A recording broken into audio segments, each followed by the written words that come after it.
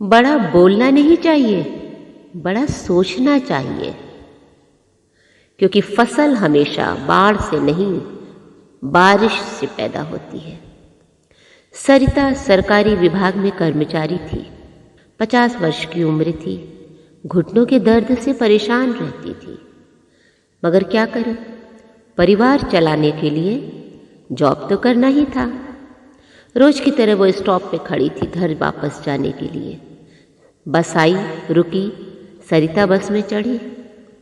देखा बस तो पूरी तरीके से भरी है।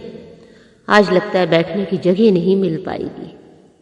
और एक तरफ खड़ी हो गई, घुटनों के दर्द से कराह रही थी। सामने की सीट पर एक महिला बैठी हुई थी। उसने सरिता से कहा, जाइए आप मेरी सीट पर बैठ जाइए, और वो महिला खड़ी हो गई। सरिता उसको थैंक्स कहते हुए उस सीट पर बैठ गई और सोचने लगी, आज भी कितने भले लोग हैं। ये औरत देखने से तो काम वाली बाई लग रही है, लेकिन इसकी सोच कितनी अच्छी है। थोड़ी देर बाद स्टॉप आया, बस रुकी। सरिता के बगल वाली सीट खाली हो गई। उसने बाई को इशारा किया, आओ इस सीट पर बैठ जाओ। बाई ने देखा एक महिला अपने बच्चे को गोद में लिए खड़ी हुई है।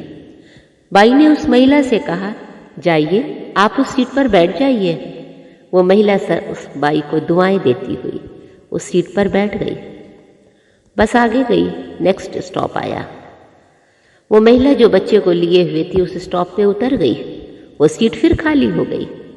सरिता ने मुस्कुराते हुए बाई से कहा, आ जाओ अब इस सीट पे बैठ जाओ।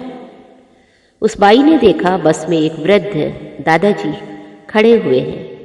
उसने कहा, दादाजी जाइए उस सीट पर बैठ जाइए। दादाजी ने उस बाई के सर पे हाथ फेरा, जाकर उस सीट पे बैठ गए। वो सरिता सब कुछ चुपचाप देखती रही। नेक्स्ट स्टॉप पे दादाजी बस से उतर गए। अब बस लगभग खाली हो चुकी थी, थोड़े से ही पैसेंजर बचे थे। सरिता ने बाई से कहा, अब तो आके बैठ जाओ। वो बाई मुस्कुराते हुए जाके सीट पर बैठ गई। सरिता से रहा नहीं गया। उसने कहा, कहीं काम करती हो?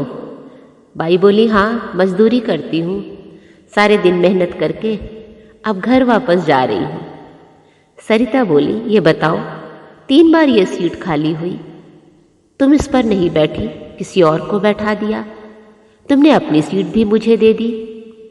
वो बाई मुस्कुराते हुए बोली, मैं सारे दिन मेहनत करती हूँ अपने बच्चों का पेट पालने के लिए, इतना लेकिन नहीं बचा पाती हूँ कि कुछ दान पुण्य करूँ, किसी को कुछ दान दूँ, किसी की दुआएं पाऊँ। तो मैंने ये रास्ता निकाला है। मैंने आज 3 लोगों को अपनी सीट दी, 3 लोगों की दुआएं पाई। सड़क चलते कहीं कूड़ा कहीं पत्थर मिलता है, मैं किनारे कर देती हूँ, किसी को चोट ना लग जाए। इस तरीके से मैं लोगों की दुआएं कमा रही हूँ। सरिता उसकी बात को सुन के दंग रह गई कि इस बाई ने कितनी बड़ी बात कह दी।